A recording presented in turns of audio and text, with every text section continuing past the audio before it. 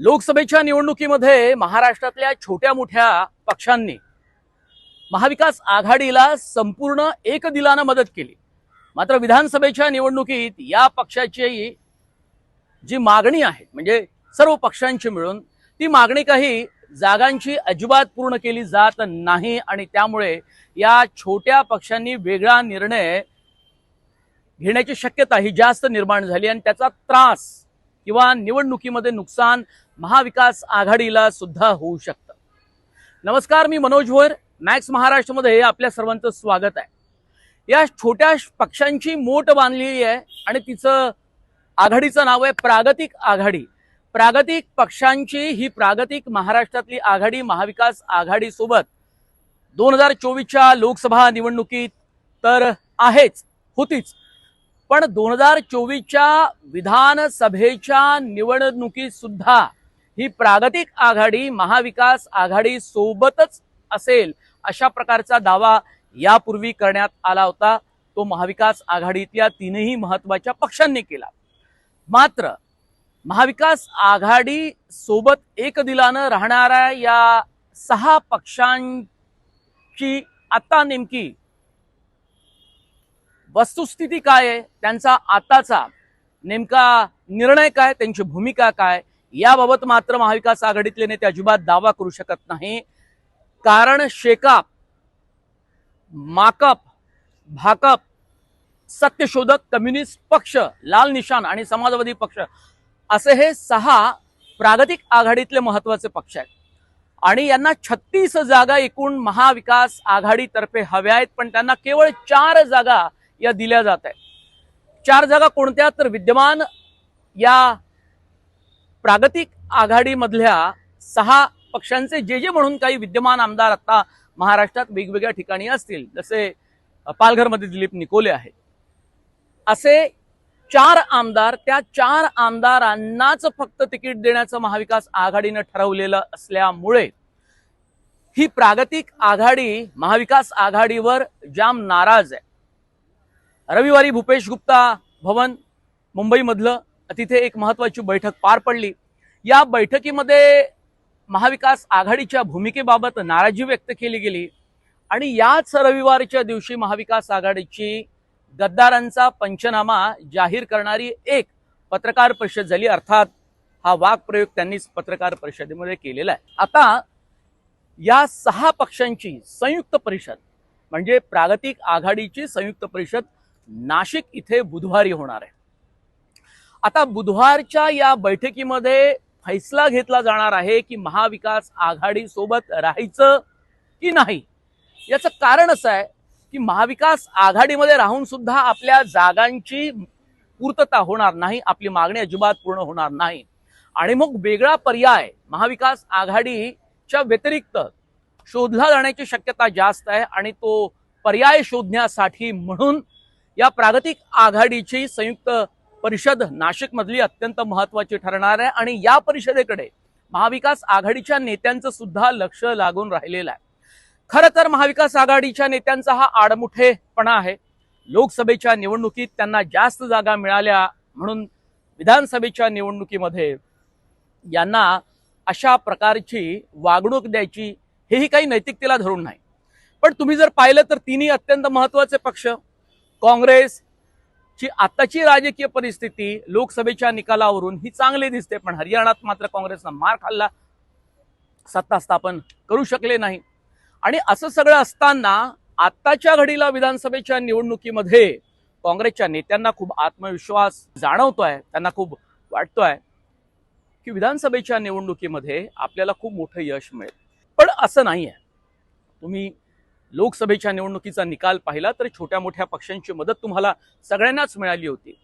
शिवसेनेचे 2 गट झाले, राष्ट्रवादी काँग्रेस पक्षाचे 2 गट झाले आणि असं सगळं असताना तुम्ही ही गोष्ट सुद्धा लक्षात घेतली पाहिजे की या छोट्या छोट्या पक्षांची खूप मदत महाविकास आघाडीला झालेली आहे।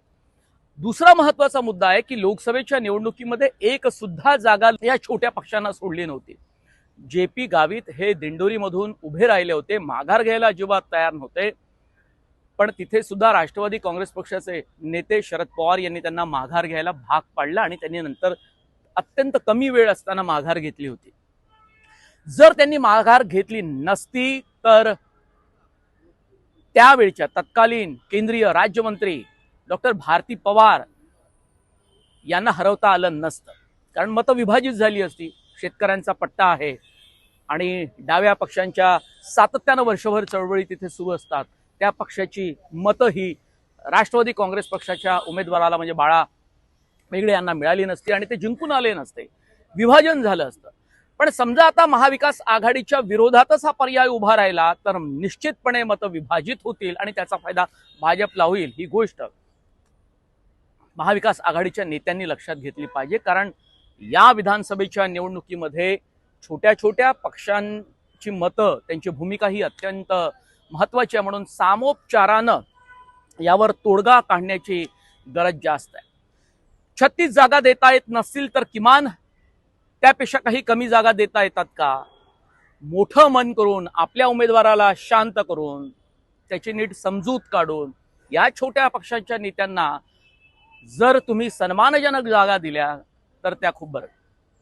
विधान परिषदेचे 3 वेळा आमदार राहिलेले कपिल पाटील यांना सुद्धा मुंबईमध्ये गोरेगाव इथून निवडणूक लढवायची आहे आणि त्यांच्या पक्षाला 2 ते 3 जागा मिळतील असं त्यांना वाटतंय. पण समजा त्या जागा मिळाल्या नाही आणि कपिल पाटलांना जागा मिळाली तरी सुद्धा ते तिथून जागा लढवायला तयार आहेत आणि तो पट्टा उद्धव ठाकरे आणि काँग्रेसचा आहे. पूर्वी काँग्रेसच्या उमेदवारांनी तिथून निवडणूक लढवलेली आहे. मुद्दा असा आहे की कुठेतरी महाविकास आघाडीच्या नेत्यांना तोडगा काढावा लागणार आहे. समाजवादी पक्षाचे नेते अबू आझमी, शेकापचे नेते भाई जयंत पाटील, तिकडे डाव्या पक्षांचे भाकप आणि माकपचे नेते डॉक्टर भालचंद्र कांगू आणि अशोक ढवळे या 4 महत्वाच्या नेत्यांना जागा वाटपाच्या संदर्भात अधिकार दिले गेले. या 4 महत्वाच्या वेगवेगळ्या पक्षांच्या नेत्यांची एक समिती तयार केली गेली आहे. ती महाविकास आघाडीच्या नेत्यांसोबत जागा वाटपावर चर्चा करते.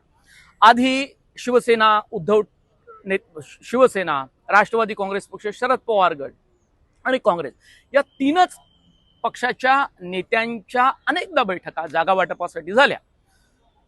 त्यात छोट्या पक्षांच्या नेत्यांना सामील करून, सहभागी करून घेतलं गेलं नाही. ती त्यांची भूमिका होती. एकदा तिघांचं वाटप झालं की त्यांच्या कोट्यातनं या छोट्या पक्षांसाठी जागा या सोडाव्या लागणार आहेत. त्यामुळे थेट त्यांना त्या बैठकीमध्ये काही बोलावून घेतलं गेलं नव्हतं. ही वस्तुस्थिती आहे. पण आता आचारसंहिता लागू होण्यासाठी फारच कमी दिवस उरले. 1 ते 2 दिवसात आचारसंहिता लागू होईल असं म्हणतायत.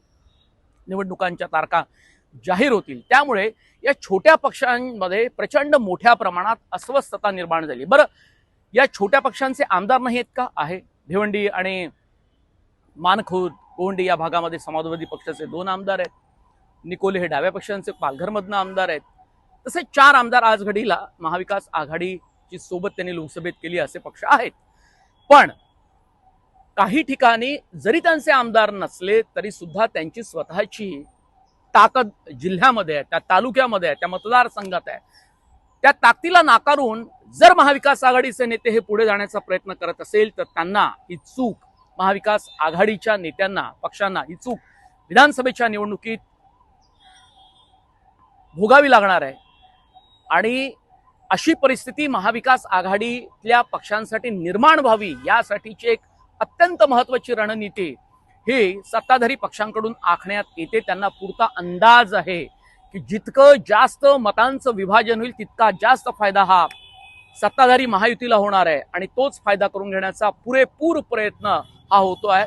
आणि दुसरीकडे प्रकाश आंबेडकरांचं एक आव्हान दोन्ही पक्षाला आहे, पण त्याचा फायदा कुणाला होईल हे काही काळानंतर आपल्याला निश्चितपणे सांगता येईल. तिसरी आघाडी बच्चू कडू, संभाजीराजे आणि राजू शेट्टी यांची आहे. तिकडे रविकांत तुपकर यांनी एक वेगळी आघाडी निर्माण केलेली आहे. मनसेचे वेगवेगळे मेळावे, सभा, राज ठाकरेंच्या रॅलीज होत आहेत, त्या आणखी वाढतील. त्यामुळे महाराष्ट्रामध्ये साधारणतः इतके सगळे पक्ष हे लढतायत निवडणुकीमध्ये आणि खूप वेगळ्या पद्धतीचं चित्र 2024च्या विधानसभेच्या निवडणुकीत आपल्याला पाहायला मिळेल. आणि अशा सगळ्या गुंतागुंतीच्या राजकारणामध्ये महाविकास आघाडीचे नेते आपलं स्वतःचं नुकसान आपल्या ताठर आडमुठे धोरणामुळे करून घेणार नाही. अशी अपेक्षा व्यक्त करायला हरकत नाही, कारण याच पक्षांनी लोकसभेच्या निवडणुकीत त्यांना आधार दिला होता हे ते आपल्या सोयीनुसार विसरून जाण्याचा प्रयत्न करतात. हा व्हिडिओ आपल्याला कसा वाटला तुम्ही कमेंट बॉक्समध्ये जरूर कळवा. आणि तुम्ही जर मॅक्स महाराष्ट्र हे आमचं डिजिटल न्यूज चॅनल जर सबस्क्राईब केलं नसेल तर ते अवश्य करा. बेल आयकॉनवर बटन दाबा या चॅनलचं नोटिफिकेशन मिळवण्यासाठी.